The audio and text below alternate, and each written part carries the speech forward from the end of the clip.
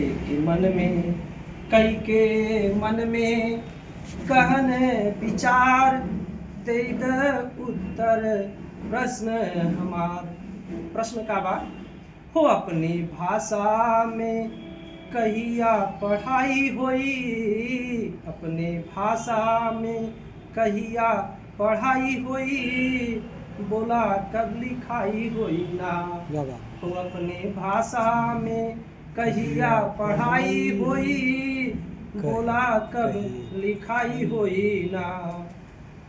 अड्डा अदालत औरी थाना स्कूलिया, अड्डा अदालत औरी थाना स्कूलिया, कहिया फुकाई अपने भाषा में बिगुलिया, कहिया फुकाई अपने भाषा में बिगुलिया।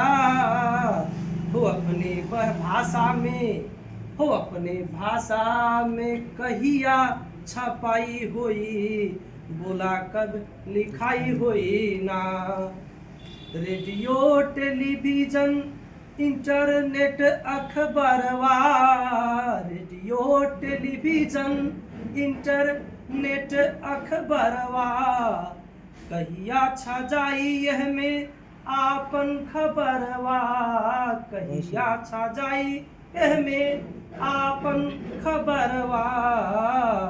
हो अपने भाषा में, हो अपने भाषा में कहिया सुनवाई होई, बोला कब लिखाई होई ना। व्याकरण शब्दकोश साहित्य कब रचाई। ई कविता गीत करीब 25 साल पहले के रचना हो, एकरे ना तो वह समय पे सामग्री ना रहल, तब कई पुकार हो। आज तो ज्यादा सामग्री आ गई बा। व्याकरण शब्दकोश साहित्य कब रचाई, कौनो पुस्तकालय में खोजले मिल जाई, कौनो पुस्तकालय में खोजले मिल जाई। कुल बतिया कई से बुझाई होई, बोला कब लिखाई होई ना। सभा सम्मेलन अपने भाषा में कार्यक्रम, सभा सम्मेलन अपने भाषा में कार्यक्रम, बोला कहिया देखे के मिली रोज रोज हरदम, बोला कहिया देखे के मिली रोज रोज हरदम। कहिया भसवा के हमरे अगुवाई होई, बोला कब लिखाई होई ना।